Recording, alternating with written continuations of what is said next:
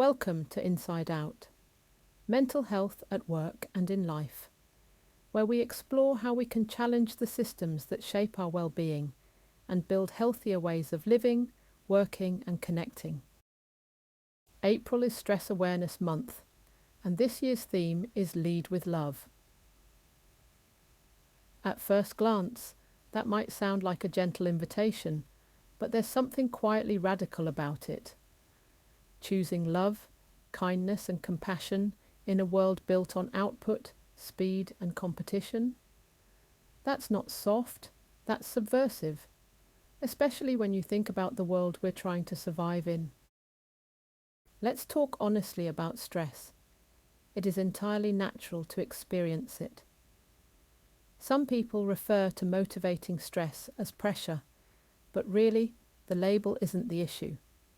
What matters is when stress crosses a threshold, when it moves from purposeful energy into something that starts to harm, when it begins to shape how we think, how we feel, and how we behave, when it settles in our bodies and refuses to leave. We don't talk enough about that version of stress, the kind that lingers even after the walk, the deep breath, the long sleep. The kind that makes the usual things that help feel empty. When the talk with a friend doesn't lift the weight, when the music doesn't soothe, when the bath, the break, the book just don't touch the edges of what you're carrying. This kind of stress is a signal, not a flaw, a message that something's not right. And yet, in our culture, we've normalised it, glorified it, especially at work. We wear stress like it's a badge of honour. We talk about being busy like it's a sign of worth. But what we're really describing is overwhelm, disconnection, exhaustion. Let's be really clear, stress is not a diagnosis, but it is a major contributor to burnout, and burnout doesn't come out of nowhere. It is what happens when prolonged, unmanaged stress is ignored, when we push on through, day after day, without relief. And eventually, our bodies and minds start to say no, even when we keep saying yes. Our modern way of living does very little to ease this. In fact, you could argue that it's designed to keep us just well enough to function, but never quite well enough to question. We're told to be resilient, to adjust, to cope with what is, rather than imagine what could be. But that's a dangerous game. Asking people to adapt to unhealthy systems isn't resilience, it's resignation, and we ignore that at our peril. What if we asked different questions? Instead of telling people to be more productive, what if we asked what kind of life allows people to feel fulfilled?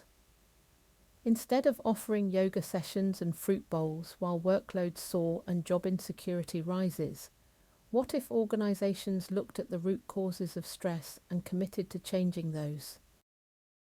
The truth is, most corporate well-being efforts focus on helping individuals cope within toxic environments rather than transforming the environments themselves.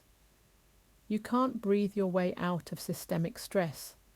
No mindfulness app will fix exploitation, and no lunch and learn on burnout will save a culture that rewards overwork and punishes rest.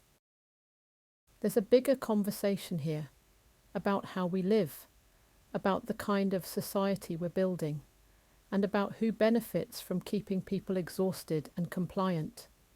We talk about people-first businesses, but we rarely talk about people-first living that values care, that makes space for slowness, that honours the need for rest, connection and purpose. We could build that world, we really could.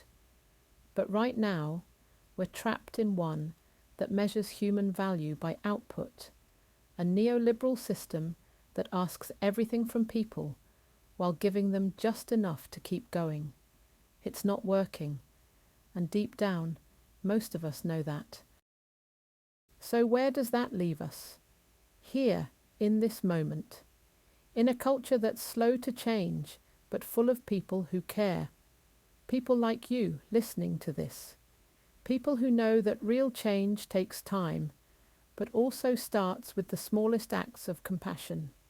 We might not be able to change the system overnight, but we can take care of each other within it.